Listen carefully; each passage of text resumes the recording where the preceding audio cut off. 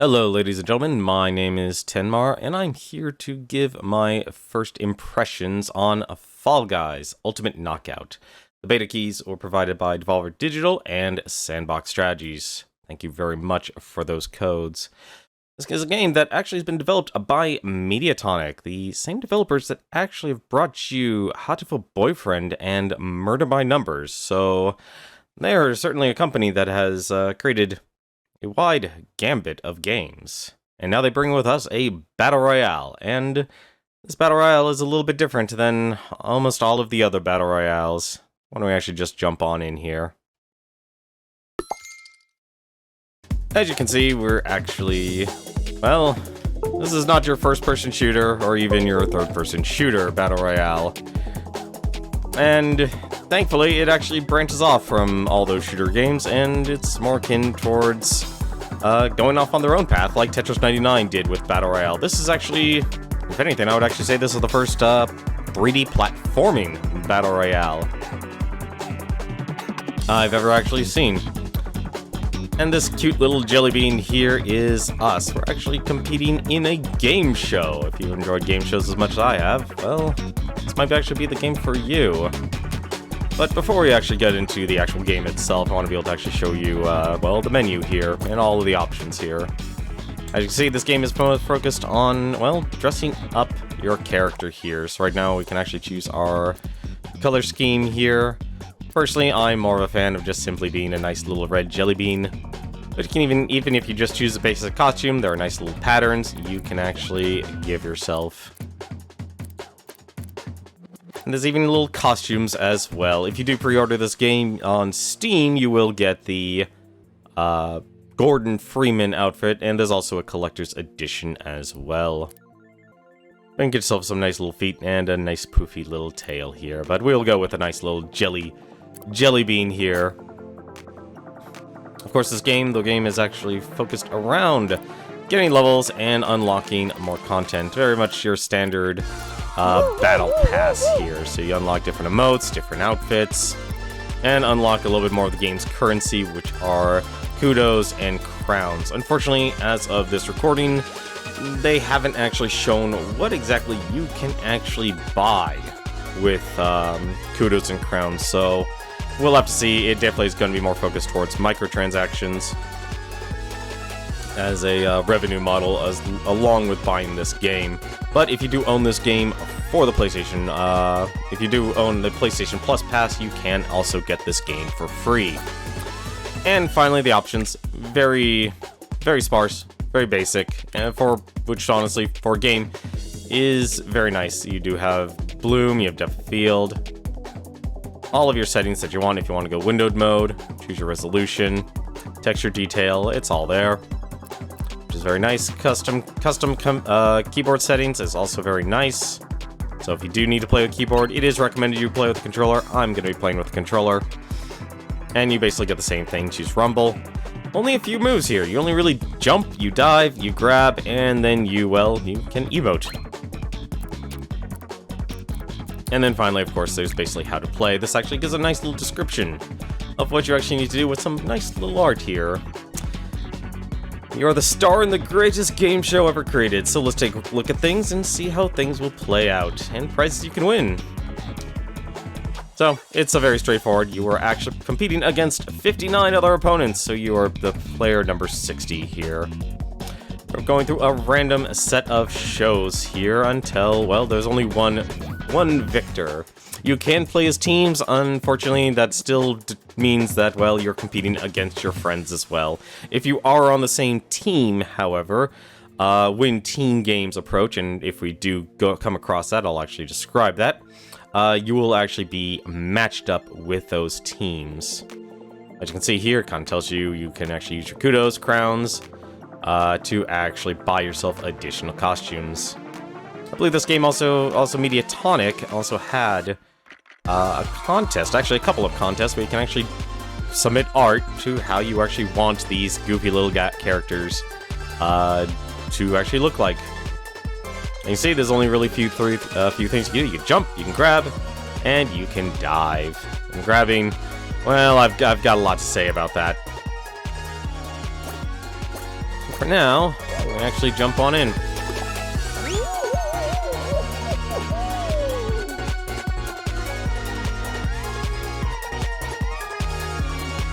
If you'll also notice, the music is actually really excellent for this game here.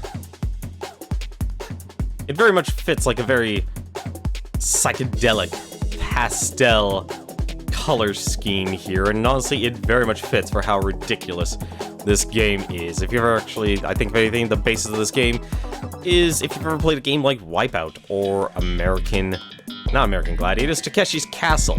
Basically, you're wearing these ridiculous outfits and you're trying to traverse various obstacle courses and challenges. And this is our first one here. We got Seesaw. This is actually one of the longer courses. This is actually one of the races here. As you can see, here's all 60 players here. Thankfully, a race, you can only get eliminated if you actually end up not reaching the quota here. As you can see, only 45 players can actually advance here. One thing I like to do personally, I like to actually show all of the other players' names. One small bug, as you can say, this is a beta game. Well, one of the bugs is that... And there we go. So one of the things about Seesaw, for some odd reason that causes a lot of bugs, is that if too many characters are actually diving and tumbling and such, well, you're gonna come across a lot of players. The music just stops. But as you can say, beta is beta, and we'll just move on here. You can see here, all my little characters, all these little jelly beans here, all these other players here. We're just trying our best here to make it through this obstacle course here. And I really enjoy this, like the aesthetic, the color scheme. Like you can see blimps and balloons. It's a very colorful world for this game show universe here.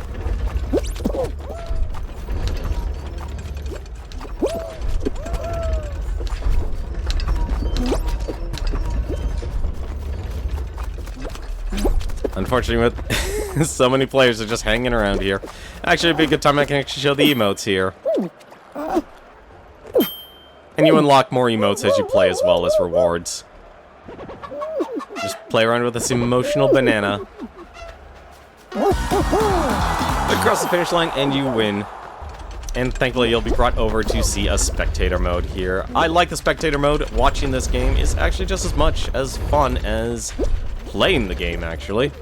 I do wish when you're on a team, however, that you can actually quickly jump between your teammates and see the action if you do get eliminated or if you finish ahead of them. It would be a nice feature to be able to see.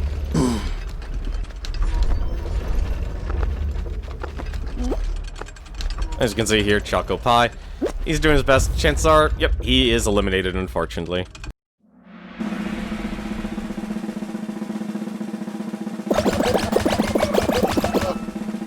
Goodbye! And you see the format here, it's not just, it's basically a mini-game collection. That's honestly the best way to say it. Each of the shows is their own little mini-game. Not meant to last that long, only about 2 to 3 minutes. So a good game here can actually last about 15 to 20 minutes. So it's actually very considerate and very respectful of your time. Races are honestly the most common, and I'd honestly say this here. One of my criticisms about this game is there's a lot of races. There's currently 25 game modes right now, and obviously this game will be successful if it can keep releasing more maps. But one of my criticisms for this game as of late, for this beta, has been a lot of these games are set as a tier, and down I go. So the game is meant to be kind of goofy.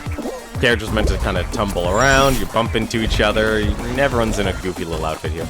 But back to the outfit, back to the game modes though. It would be very nice if you can actually get a little bit more random with your games. Because a lot of the time you'll end up having to do 2 races or one race, one survival, and they're the same ones. And so, out of the 25, you only are really playing a much smaller pool, because there's like a, you know, a first tier set of races, a second tier of races, and of course the other events here, which, you know, survival, team, hunt, so on and so forth.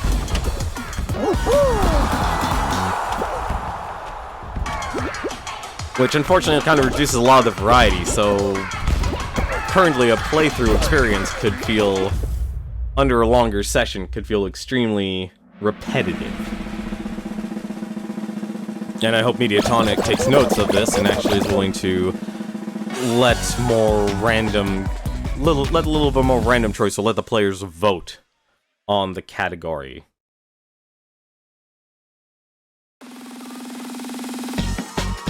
Because we've already done 2 races, and out of what? Race, team, hunt, survival. See, 3 races in a row. And I like a lot of these races here, I really do. But you hardly see something like Fruit Shoot compared to some of the other game modes here. I think one of the most common survival games I come across is Rollout, and usually it's a race and then Rollout, and I like both of them, but going across them multiple times in a single play session out of 25 maps is not always the most enjoyable.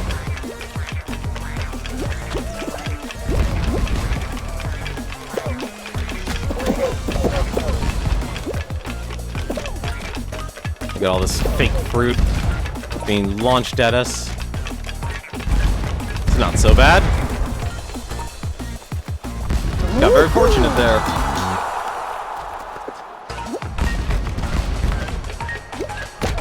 I greatly enjoy the aesthetic here. This is a wonderful concept here, having a game show for a 3D platformer here, because it can actually be just as ridiculous and lighthearted as you want it to be.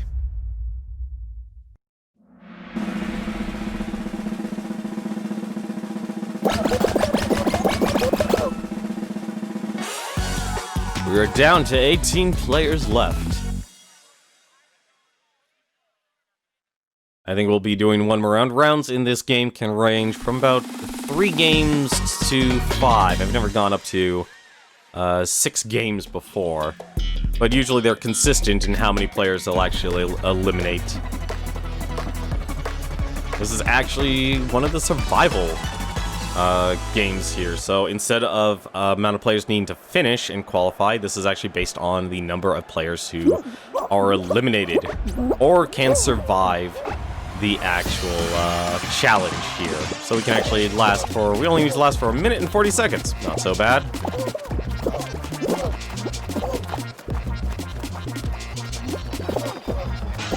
Starts off nice and slow, and this is probably where the grabbing really starts to take hold, because a lot of players will start to grab other players to cause them to trip up.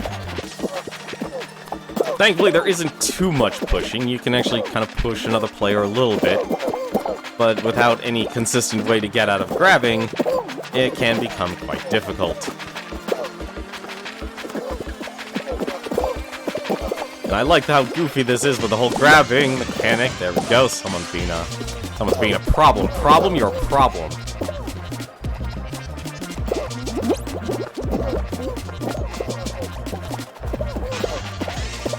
Block Party is actually one thing I say. I like it.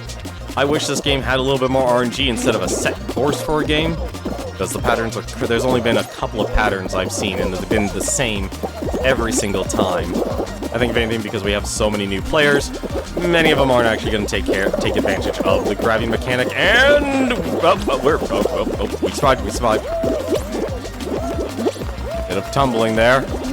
You can get stuck against that little wooden beam there. And it can be quite the pain. We barely survived. Usually that actually will eliminate me.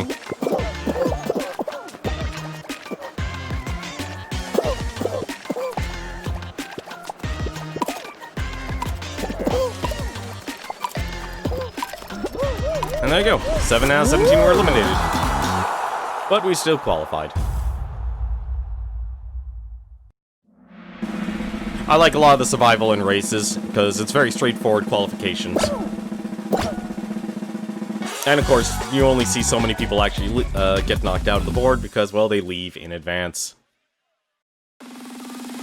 But I will say, because each of these little games are greatly enjoyable and simple to play, they can actually be something that's enjoyable to spectate. And I honestly hope there would be a spectator mode.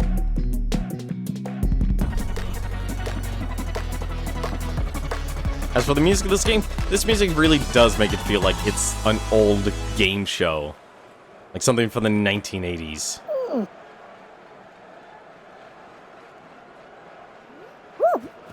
But here comes one of my probably least favorite of game shows here. We have Fall Ball.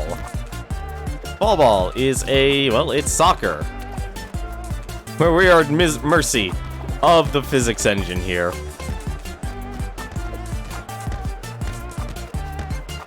And I think they have more players on our team than us. They have a lot more players than us.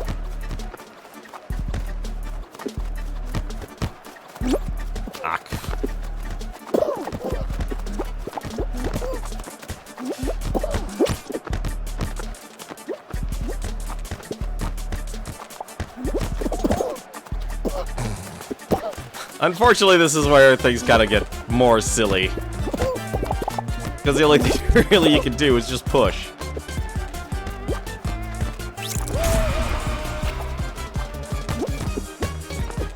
You can push, jump, and dive. Unfortunately, it really just becomes... It's very difficult to actually successfully score in this game. Although apparently... Come on!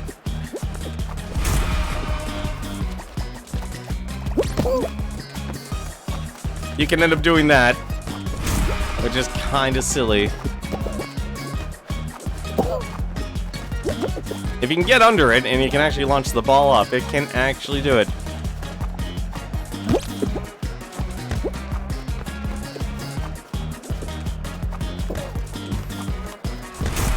Nope, and I just kicked it into our own goal.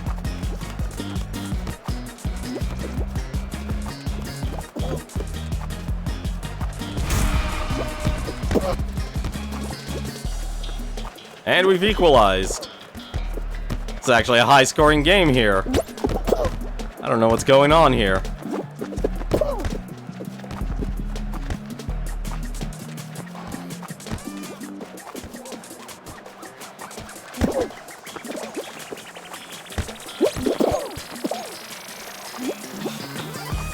Oh, I think we blew it.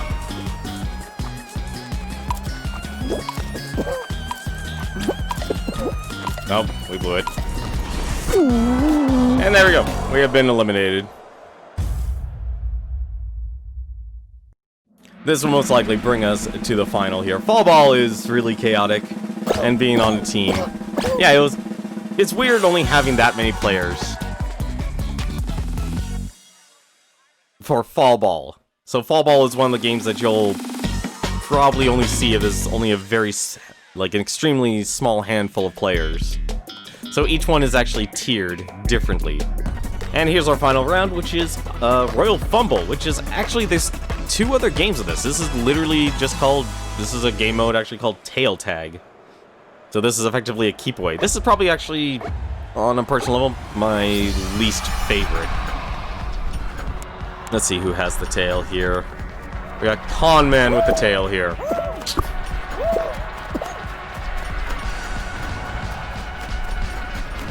So, oh, never mind, he's not the one with the tail anymore. I kind of wish also for a game like this, you can actually watch who has the tail. A quick jump with the spectator mode.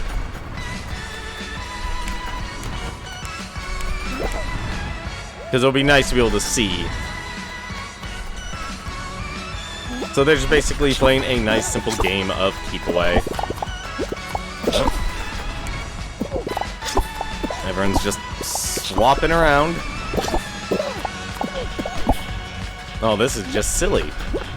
This is the kind of silliness you expect. This is probably my least favorite, oddly enough, because it doesn't feel like you're... Because it's more about keeping away. And... it's hard to actually keep up with other players.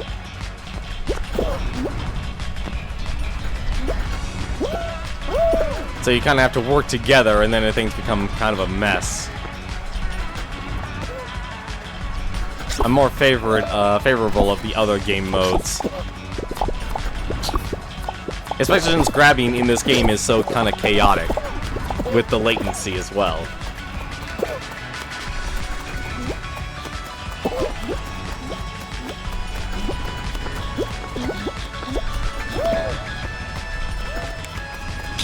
Let's see who has it. Looks like it's Sloth that has it.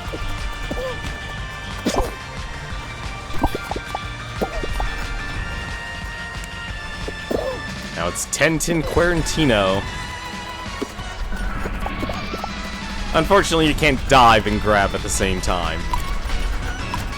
Well, looks like Tentin, unless something happens. There you go. Tentin wins it.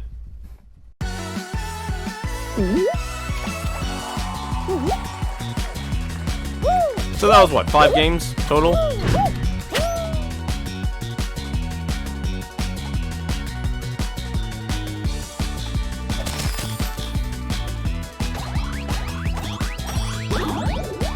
So you get your results, and you also get your amount of kudos and experience. And of course, every time you level up, well, you'll earn something. They're typically cosmetics or currency to let you actually buy it. And that is a round of Fall Guys there. Nice, enjoyable, light-hearted battle royale game here. I like it. It's actually very well... Overall, it's very well designed. I think, if anything, things like improving the spectator mode, removing the tiers are what determines what kind of competitions you're going to get, because getting multiple races in a row or just getting the same type of races as the first part of the game, while it does reflect a game show feel, it can be very repetitive to players having to deal with the same set of races over and over and over again, and they don't get to experience a lot the rest of the game modes that Mediatonic has created, which I think, if anything, is a bit of a shame. But that is Fall Guys. This is a game coming out on August 4th for Steam and PlayStation. If you do have a PlayStation Network Pass, it will be you can actually get the game for free. There's, of course, a collector's edition, and the normal edition is for $29.99 and $19.99 US, respectively. As always, thank you very much for watching this first impressions of Fall Guys. As always, thank you very much to Devolver Digital and Sandbox Strategies for the beta keys. And until then, take care. What are you doing?